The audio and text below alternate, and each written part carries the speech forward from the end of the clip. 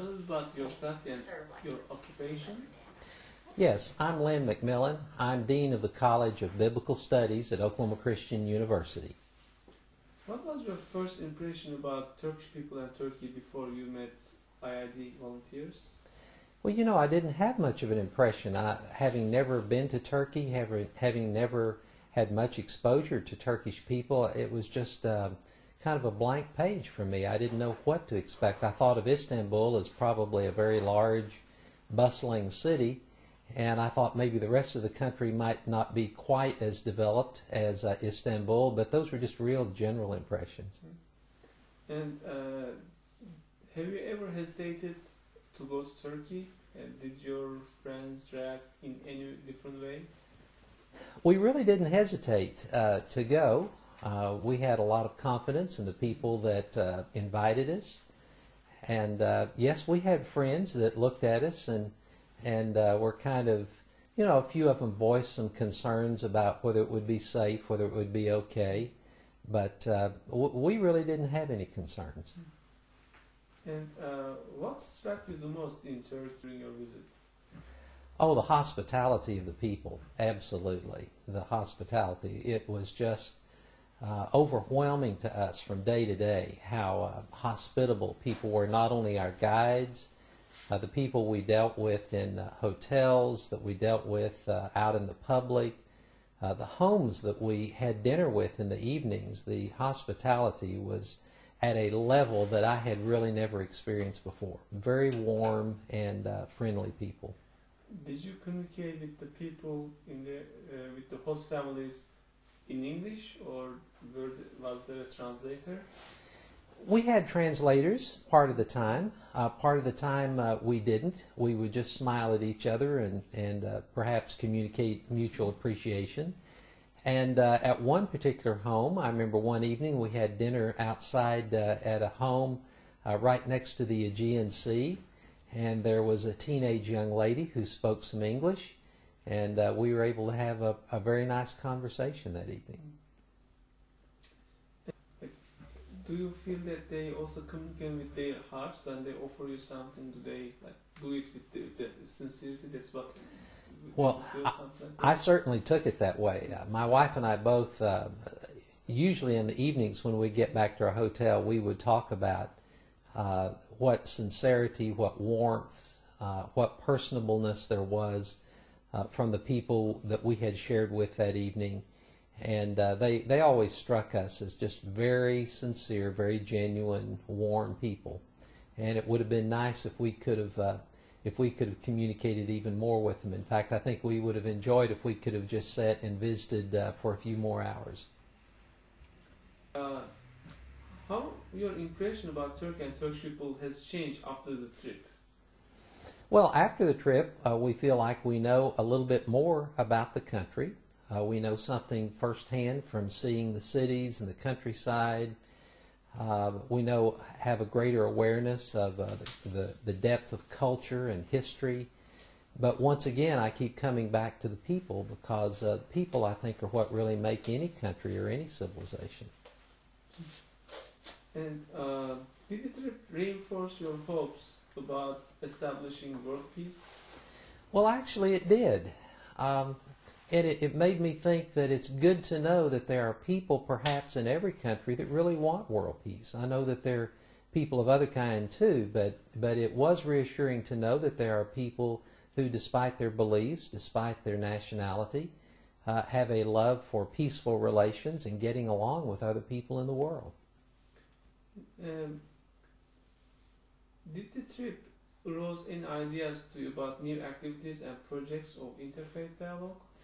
Well, it's made me wonder. I can't say that I've come up with any. I think at this point I would say that I see a lot of value in one-on-one relations of people with people.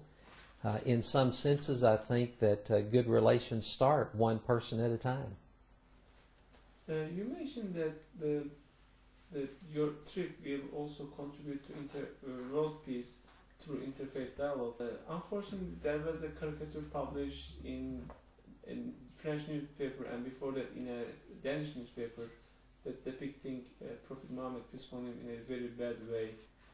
Do you think this activity, this type of caricatures or irresponsible journalism may destroy interfaith dialogue, or in what sense do they affect the world peace?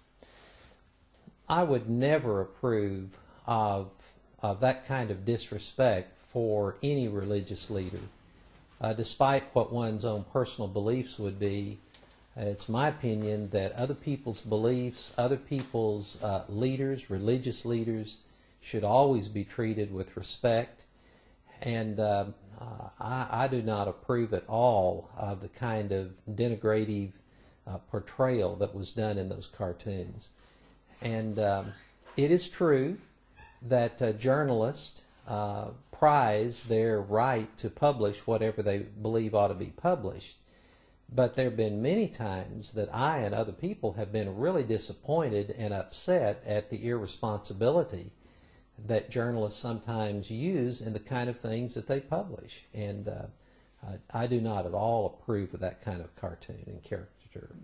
Do you think that this type of journalism may widen the gap between people of faith? Well, it doesn't seem to help anything. I mean, the kind of thing that helps people to at least get along and to relate to each other positively is when they show mutual respect. I mean, each of us holds our beliefs very dear. I feel deeply committed to Jesus Christ, but I also want to treat with respect the beliefs of those around me who may have other beliefs. And I believe you visited some schools that are inspired by Mr. Gülen. What was the impression of them on you when you visited those schools? My impression was I wish we had some schools like that around here, because, and not that we don't, but it was very impressive to me to see the high value that was put on academic achievement, performance in all areas, whether the arts or the sciences.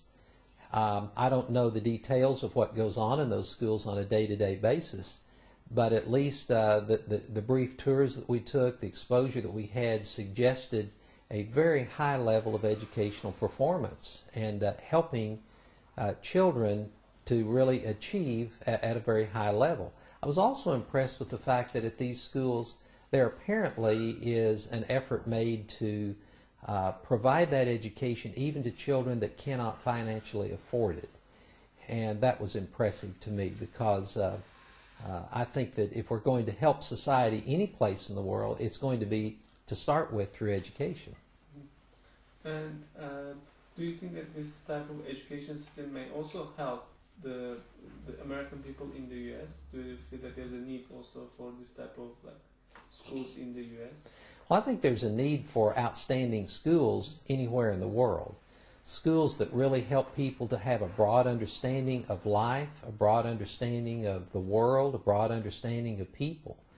And the kind of education, I believe, that does not accomplish that is education that's very narrowly focused and does not give a sense of the world as a total community. And do you think that these education activities encouraged by Mr. Gülen will play an important role in building world peace in the future? Well, I don't think I know enough to answer that question, but I would say I certainly hope so.